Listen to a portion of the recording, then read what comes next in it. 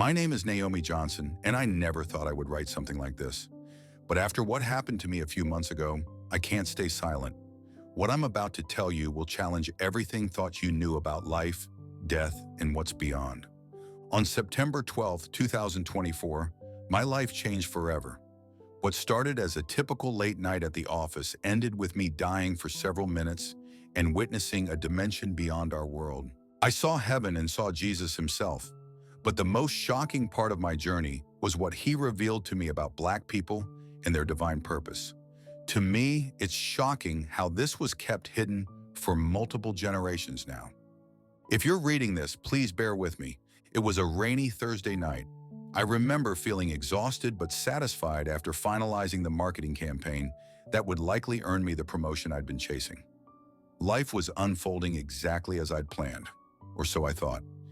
I remember driving down the highway, my favorite podcast playing, when suddenly my car hydroplaned.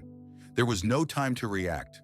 The impact was violent, metal crunching, glass shattering as my car tumbled down the embankment. Then silence. At first I thought I had just blacked out, but something felt profoundly different.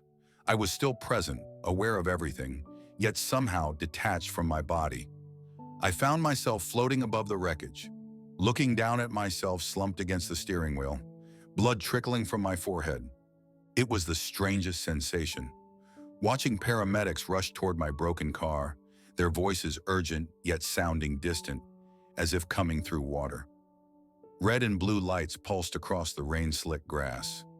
I should have been terrified, but instead, a deep, inexplicable calm washed over me.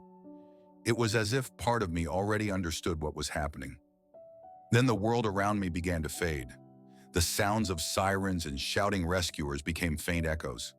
The physical reality I'd built my entire identity around, my career, my ambitions, my carefully planned future, all of it dissolved into insignificance as I was pulled into something vastly more profound. Everything turned dark, not in a frightening way, but like stepping through a threshold into a space of infinite possibility. This darkness had depth and presence. It felt alive, waiting, aware of me. I wasn't alone in it. Some force was guiding me, drawing me forward with gentle but irresistible purpose. The air, if you could even call it that, felt thick with energy that cradled me, supporting me as earthly concerns slipped away. My analytical mind, always searching for logical explanations, surrendered to something my heart somehow recognized. I wasn't just transitioning between states of consciousness. I was crossing between worlds, moving towards something my soul had always known existed. Then suddenly the darkness parted. Not gradually like dawn breaking, but instantly, as if reality itself had been reconfigured around me. Light appeared, distant at first, then growing larger and more intense. This wasn't ordinary light. It was alive, radiating warmth and love that wrapped around me like a comforting embrace. Each beam seemed to carry consciousness. Each ray pulsed with intention and awareness. As I moved closer, though moved isn't quite right, as I wasn't walking or flying but simply being carried forward, I realized space itself was shifting around me. Distance had no meaning here. I could perceive everything simultaneously from multiple perspectives at once. My human mind struggled to process this new way of seeing, yet somehow I understood it intuitively. I became aware of a presence surrounding me, overwhelming in its power, yet intensely familiar, as if I'd known it before my first breath.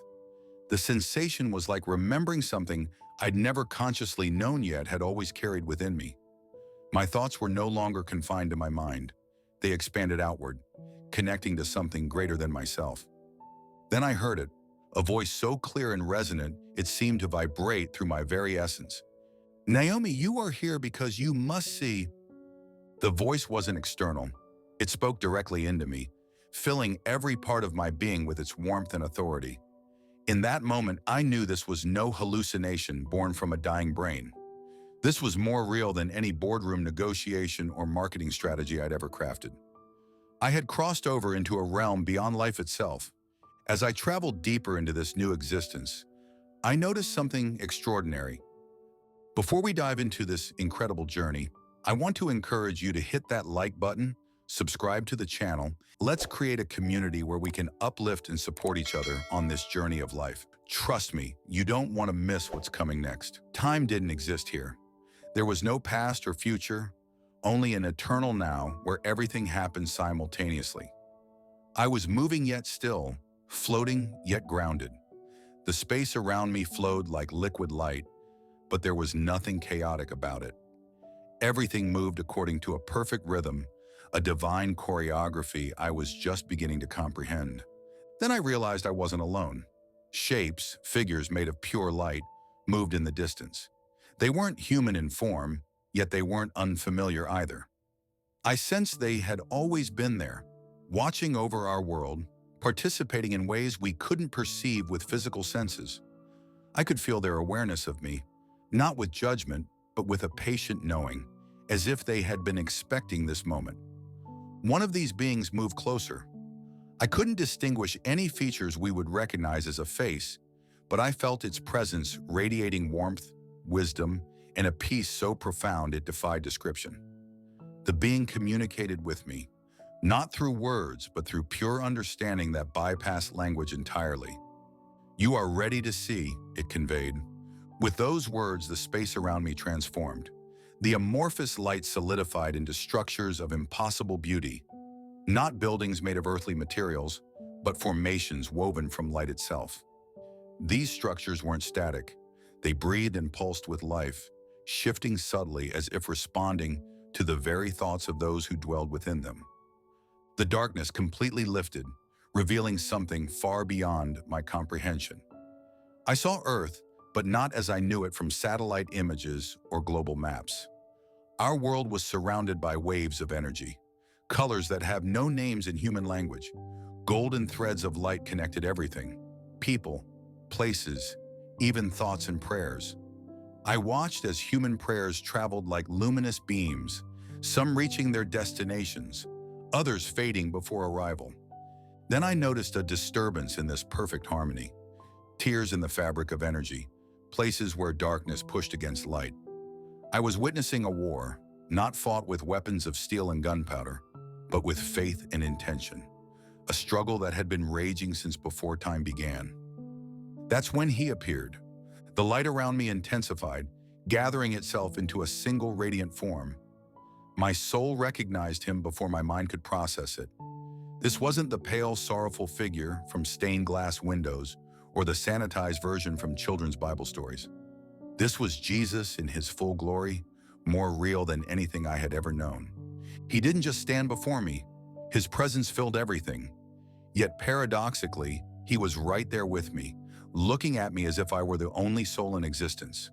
His eyes contained galaxies, depths of understanding and compassion so infinite that I felt completely known yet completely safe in that knowing.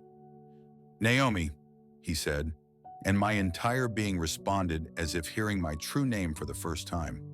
Though I had no physical body, I felt myself falling to my knees, bowing not out of obligation, but because there was no other response possible in the presence of such complete love and truth. "You have been brought here for a reason," he said, his voice resonating through every part of my being. "There are truths the world must know." I couldn't speak, but I didn't need to.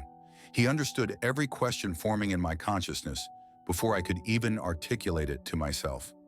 He knew my doubts, my skepticism, the years I'd spent dismissing spiritual matters as irrelevant to my success-driven life. Yet there was no judgment in his gaze, only profound love and purpose. Then he raised his hand, and the space around us shifted once more. Images began to form, not like watching a movie, but like being immersed in living history. Visions unfolded before me, around me, through me. "Watch," he said, his voice both gentle and commanding. What he showed me next would shatter everything I thought I knew about our world, about faith, about the spiritual battles being waged beneath the surface of our everyday reality. As the visions began to take shape, I sensed something extraordinary was about to be revealed, something the world had tried desperately to hide, something powerful enough to change the course of history if only people would awaken to see it. I stood at the threshold of revelation, about to witness divine truths that would forever alter my understanding of not just my own life's purpose, but the special role and divine calling that had been placed on an entire people. A calling that had been systematically suppressed throughout history for reasons I was about to discover. Standing before Jesus was like standing in the presence of eternity itself. He wasn't just a figure of light, he was the source of it. His presence radiated through me, filling every corner of my consciousness with a clarity I had never experienced in my corporate-driven life. Every achievement I had ever chased, every promotion I had fought for, it all seemed so small now, like dust compared to the cosmic reality before me.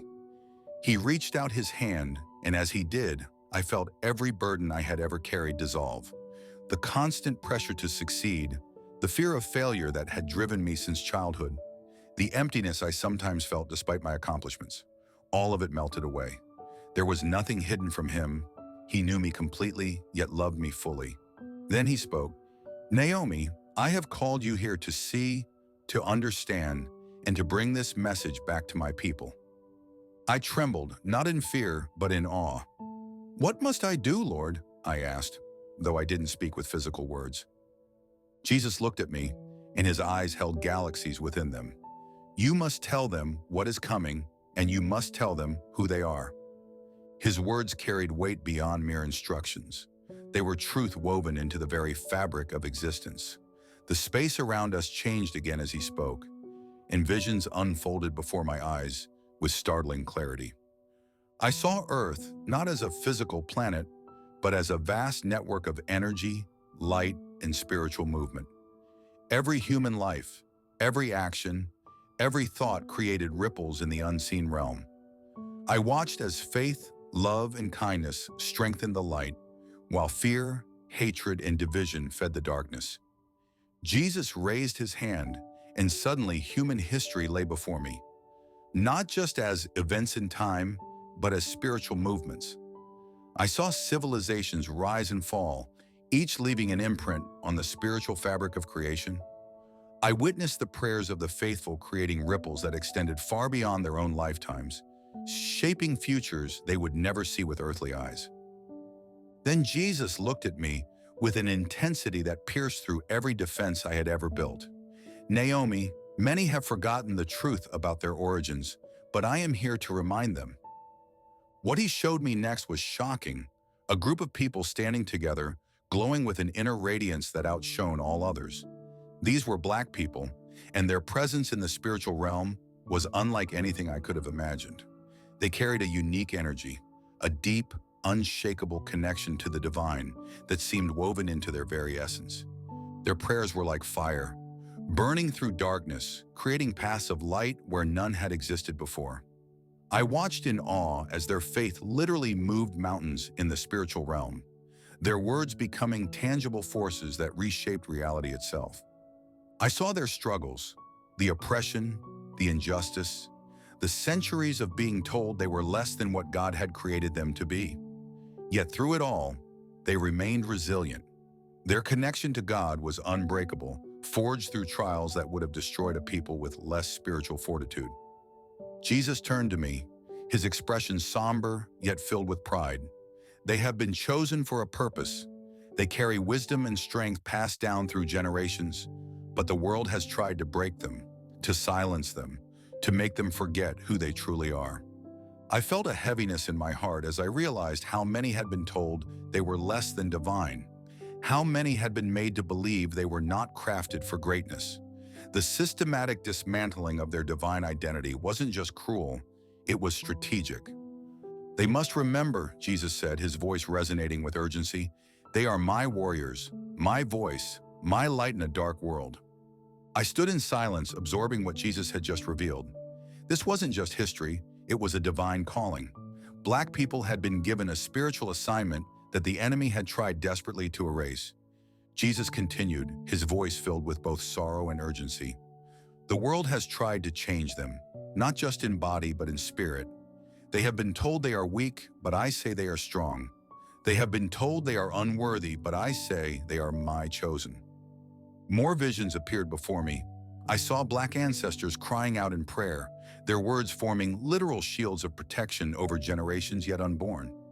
I witnessed their resilience in the face of unimaginable suffering, their faith acting as a force of light against spiritual darkness.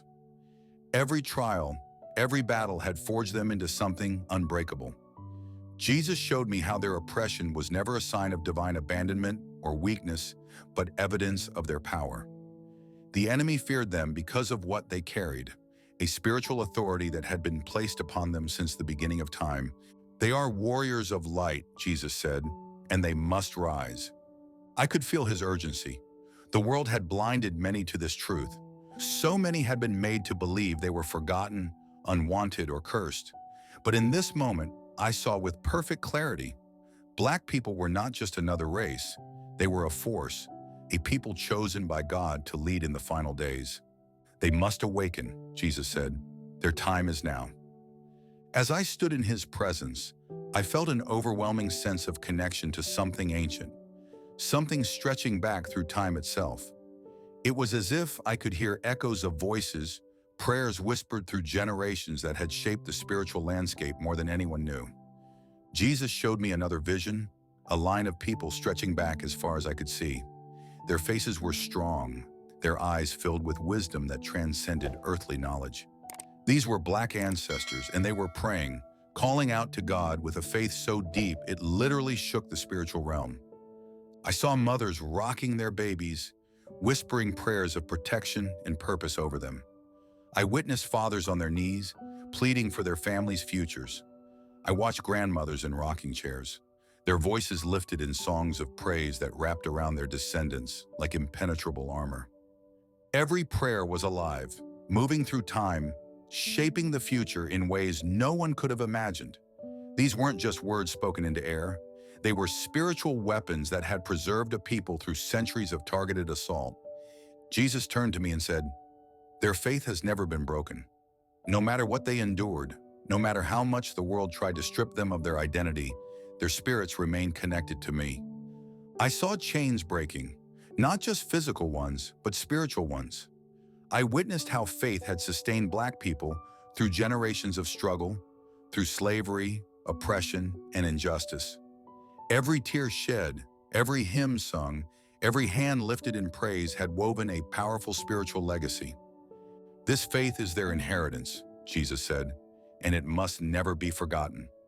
His eyes held mine as he delivered the final, most urgent part of his message. The time is short. Jesus' words echoed through my entire being. Black people must reclaim their place. They must rise. I felt a weight settle upon me, not as a burden, but as a sacred responsibility. The vision before me became clearer, revealing the divine calling upon Black people that the world had tried so desperately to suppress. I saw individuals standing up, shaking off chains of doubt and fear, stepping into their purpose. Their eyes shone with clarity, as if they had finally remembered who they truly were. Jesus turned to me, his gaze unwavering. They have been tested through fire, refined through struggle, and now it is time. The world will look to them for leadership, for wisdom, for faith. I saw flashes of history, how Black spiritual leaders had changed the world through unshakable faith, from biblical times to modern day. I saw how they had been chosen to stand against darkness, even in oppression. They carried a light that could not be extinguished. But many still sleep, Jesus said. They must awaken to their identity, to their strength.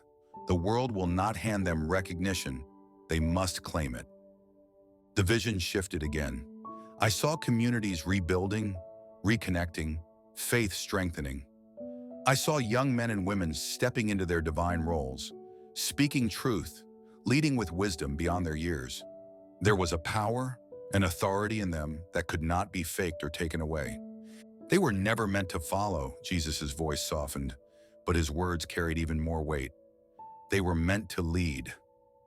I don't know how much time passed in that realm, but when Jesus spoke again, I knew my time there was ending. "Naomi, you must go back," he said. A deep sorrow filled me. How could I return after seeing all this? How could I go back to spreadsheets and marketing campaigns when I had witnessed such profound truth? But Jesus gently placed his hand over my heart, and I felt something surge through me. peace, understanding, purpose. You have seen, he said. Now you must speak. The realm around me began to shift. The golden rivers of energy, the angelic figures, the warmth of Jesus' presence, it all started to fade. I could feel myself being pulled away, back into the limitations of my physical body. The return was painful. My spirit felt too large for my body. My lungs ached as air rushed back in. The first thing I heard was the beeping of hospital monitors. I could barely move, but I knew I had survived. Doctors rushed to my side, their voices filled with disbelief. "We lost you for over 4 minutes," one of them said, "but you came back." I knew why. I had been sent back with a mission that I could not ignore. As I lay in that hospital bed staring at the ceiling, one truth burned inside me. I could not stay silent. The world needed to know. Black people needed to know. They were not broken. They were not forgotten. They were warriors, spiritual leaders, chosen to stand in these times.